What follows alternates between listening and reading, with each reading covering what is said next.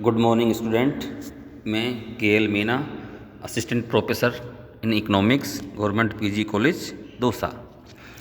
आज अपन बात करेंगे मांग की लोच को प्रभावित करने वाले घटक या कारण। देखिए, हम सामान्यतः ये देखते हैं कि कीमत में समान परिवर्तन होने पर भी कुछ वस्तुओं की मांग दूसरी वस्तुओं की अपेक्षा अधिक या कम दर से परिवर्तित होती है। तो अतः कीमत में समान परिवर्तन होने पर भी कुछ वस्तुओं की मांग की लोच अधिक होती है, कुछ वस्तुओं की मांग की लोच कम होती है। तो इन वस्तुओं की मांग की लोच में भिन्नता के प्रमुख कारण इस प्रकार देखे जा सकते हैं। यूँ कह सकते हैं कि वस्तु की मांग की कीमत लोच को प्रभावित करने वाले तत्व कौन कौन से होते हैं। तो सबसे पहला कारण है वस्तु की प्रकृति। देखिए, वस्तुओं की प्रकृति में भिन्नता पाई जाती है। जैसे कुछ वस्तुएं प्रकृति में अनिवार्यता की वस्तुएं होती है, कुछ आरामदायक होती है, कुछ विलासिता की वस्तुएं होती है। तो ऐसी भिन्नता के कारण अनिवार्य वस्तुओं के बिना मानव जीवन कष्ट में होता है, जैसे नमक, कपड़ा, अनाज, मकान आदि। तो इनकी मांग की लोच बेलोचदार होती है, यानी इकाई से कम होती है। जबकि आरामदायक वस्तुओं की मांग की लोच इकाई के बराबर होती है, तथा विलासिता की वस्तुओं की मांग की लोच है जो इकाई से अधिक होती है। दूसरा कारण है वस्तु के विभिन्न उपयोग। यानी जितनी ही कोई वस्तु अनेक उपयोगों में काम में ली जाती होगी, उसकी मांग की लोच उतनी अधिक होगी, क्योंकि उसकी कीमत में थोड़ा सा भी परिवर्तन होने पे उसकी मांग में तेजी से परिवर्तन होता है। जैसे बिजली, कोयला, चीनी आदि। इसके विपरीत जिन वस्तुओं को कम प्रयोगों में काम में ली जाती है, उसकी मांग की लोच उतनी ही कम होती है। तो इस प्रकार कह सकते हैं, जितने अधिक उपयोग मांग की लोच उतनी ही अधिक, जितने कम प्रयोग मांग की लोच उतनी ही कम।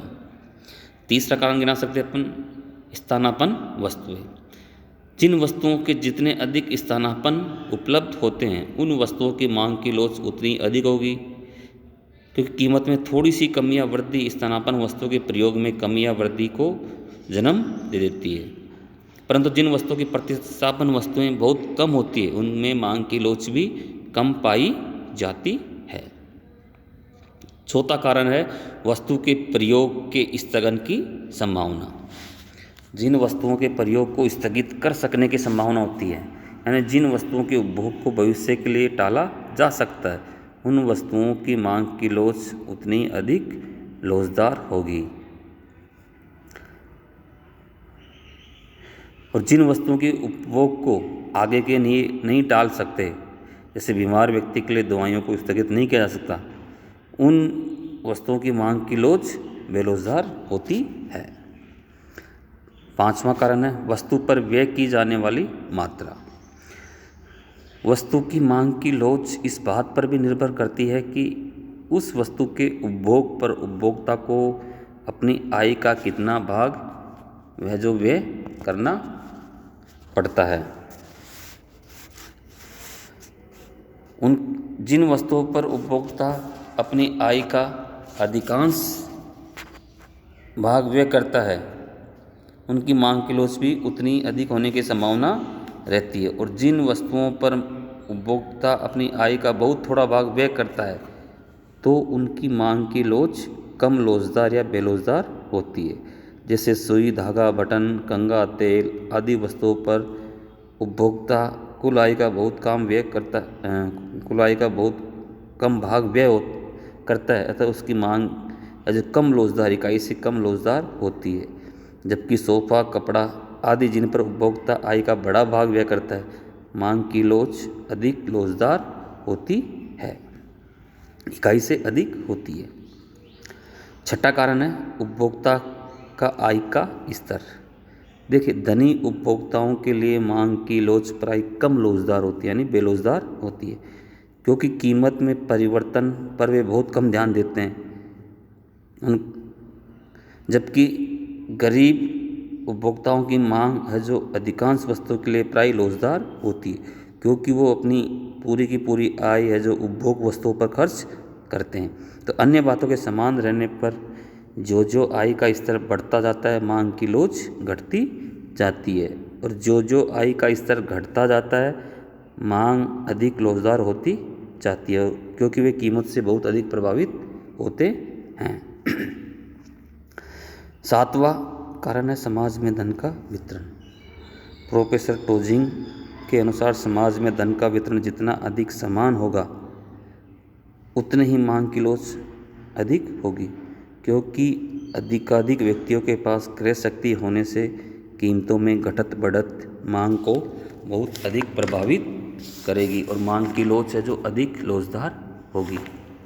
इसके विपरीत समाज में धन का वितरण अधिक असमान होगा, उतनी ही क्रय शक्ति कुछ ही धनी व्यक्तियों के पास केंद्रित होगी जो मांग को बहुत कम प्रभावित कर सकेंगे, अतः मांग की लोच कम होगी। तो संक्षेप में आय का असमान वितरण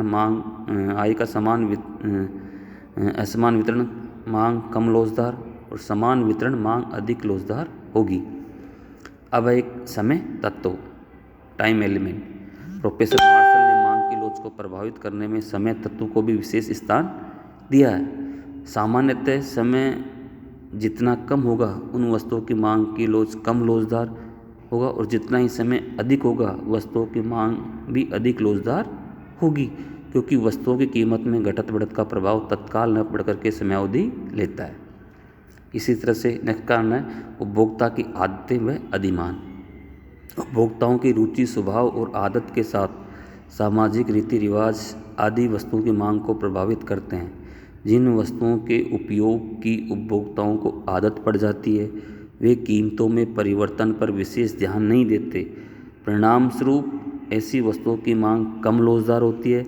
इसकी विपरीत उपभोक्ता किसी वस्तु विशेष के प्रयोग में कोई वरीयता नहीं देता तो उसकी मांग अधिक लोचदार होती है। नेक्स्ट कारण है संयुक्त मांग, जॉइंट डिमांड। कुछ वस्तुओं की मांग परस्पर एक दूसरे की पूरक होती है, अर्थात एक वस्तु की मांग स्वतः दूसरी वस्तु की मांग को जन्म देती है। जैसे कार की मांग पेट्रोल को, पेन की मांग स्याही को।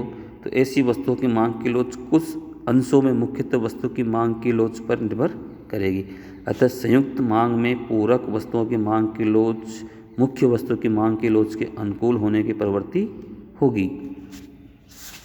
नेक्स्ट कारण गिना सकते अपन कीमत क्षेत्र।